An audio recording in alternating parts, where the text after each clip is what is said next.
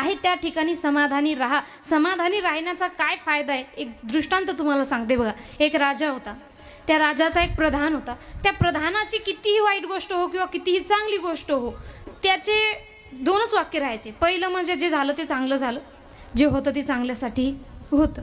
सारखे त्याचे दोनच वाक्य नेहमी राहायचे. आता एक वेळची गोष्ट आहे, तो प्रधान राजाकडे गेला. राजा तलवारीला धार लावत होता. तलवारीला धार लावता लावता राजाचा कापला अंगठा. जसा अंगठा कापला, रक्त निघू लागलं आणि राजा रडू लागला. रडता रडता तो प्रधानाकडे गेला आणि प्रधानाला म्हणू लागला की अहो प्रधानजी, बघा माझा अंगठा कापला, अंगठ्याचं रक्त सुद्धा निघत आहे.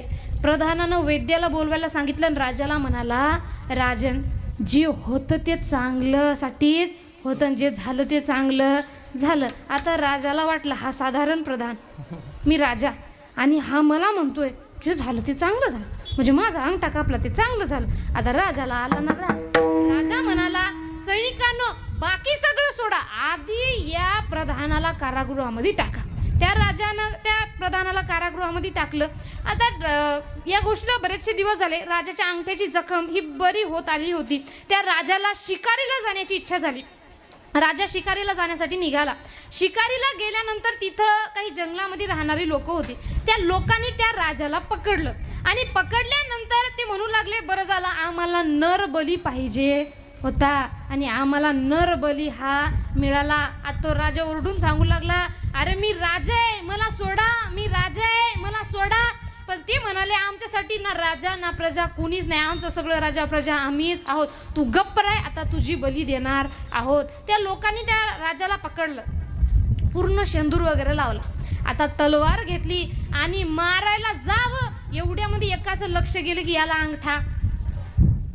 एक हुशार होता, तो म्हणाला याला अंगठा नाही आणि व्यंग बली भगवंताला चालत नाही, याच्यामध्ये एक अवगुण आहे की याला अंगठा नाही, म्हणून याला सोडून द्या.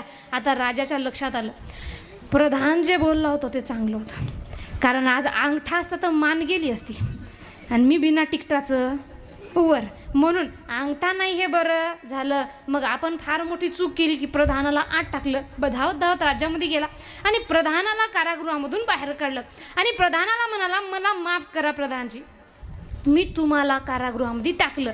आता यावर पुन्हा प्रधान म्हणाला, जे झालं ते चांगलं झालं, जे होतं ते चांगल्यासाठी होतं. आता राजा म्हणाला, बाबा तुम्ही डोक्यावर पडलेले आहे का?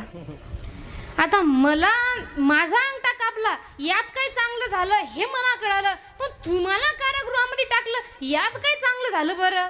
यावर तो प्रधान म्हणाला, महाराज आपण दोघं जिगरी मित्र, मी तुमचा प्रधान, तुमचा अंगठा कापला, तुम्ही जर मला कारागृहात टाकलं नसतं शिकारीला कोण गेले असते? तुमचा कापलेला होता, तुम्हाला सोडला असतं, पण माझा चांगला होता, माझी कापली असते ना. म्हणून म्हणतात जे होतं ते चांगल्यासाठी होतं आणि जे झालं ते सुद्धा चांगलं झालं. म्हणून आपण फक्त पुढं चालत राहायचंय, मागं फिरून पाहायचं नाही. विठ्ठल विठ्ठल.